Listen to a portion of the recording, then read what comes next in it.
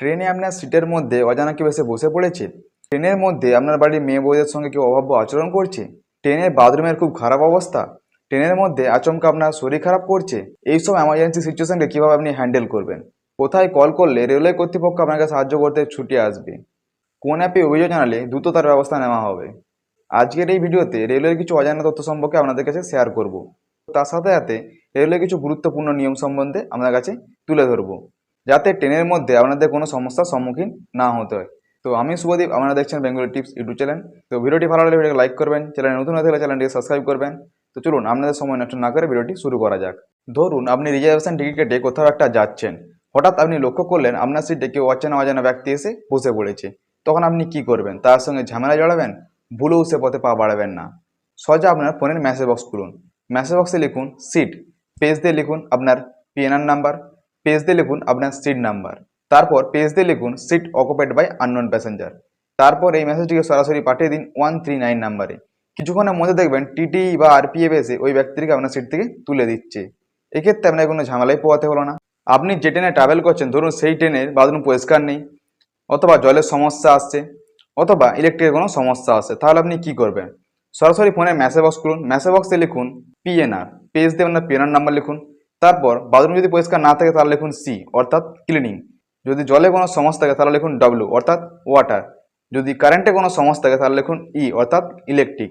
এটি লেখার পর এই মেসেজটি সরাসরি পাঠিয়ে দিন 5888 নাম্বারে। এছাড়াও আমি স্ক্রিনে একটা নাম্বার দেখিয়ে দিচ্ছি, আপনারা ওই নাম্বারেও পাঠাতে পারেন। তারপর দেখবেন 10 থেকে 15 মিনিটের মধ্যে আপনার সমস্যার সমাধান হয়ে যাবে। সাথে সাথে আপনার একটা জিনিস মাথায় রাখতে হবে, রাত 10টা থেকে সকাল 6টা পর্যন্ত এই সুবিধা কিন্তু আপনি পাবেন না। ট্রেনে কেউ যদি কোনো মহিলার সঙ্গে অভদ্র আচরণ করে কিংবা কোনো গর্ভবতী মহিলা কোনো সমস্যার সম্মুখীন হন, তাহলে কল করুন 182 কিংবা 1512 নাম্বারে। এছাড়াও 139 নাম্বারে কল করেও উপকৃত পেতে পারে। এক্ষেত্রে একটা কথা জানিয়ে রাখি, কোনো একাকী মেয়ে ট্রেনে যদি ট্রাভেল করে, তার কাছে টিকিট না থাকে, তাহলে টিটি তার কাছে ফাইন করতে পারে, কিন্তু তাকে ট্রেন থেকে নামিয়ে দিতে পারেন না। এবার আসি মেডিকেল এমার্জেন্সির ক্ষেত্রে। যদি ট্রেনে যেতে যেতে আচমকা আপনার শরীর খারাপ করে, তাহলে আপনি কি করবেন? কল করুন 139 নাম্বারে। সেখানে জানান আপনার সিট নাম্বার এবং আপনার ট্রেন নাম্বার। প্রয়োজনে মেডিকেল টিম আপনি ট্রেনের মধ্যেই পেয়ে যাবেন, না হলে পরবর্তী স্টেশনে কোনো মেডিকেল টিম উঠে আপনার চিকিৎসা করবে।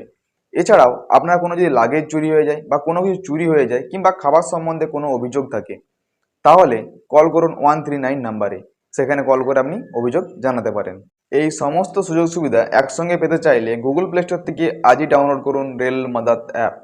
এবার কথা বলি ট্রেনের 10 PM রুলের ব্যাপারে। এই রুল অনুযায়ী রাত 10টার পর কেউ জোরে গান চালাতে পারবেন না, কিংবা লাউডস্পিকারে কেউ ফোনে কথা বললে সেটা একটা অপরাধ।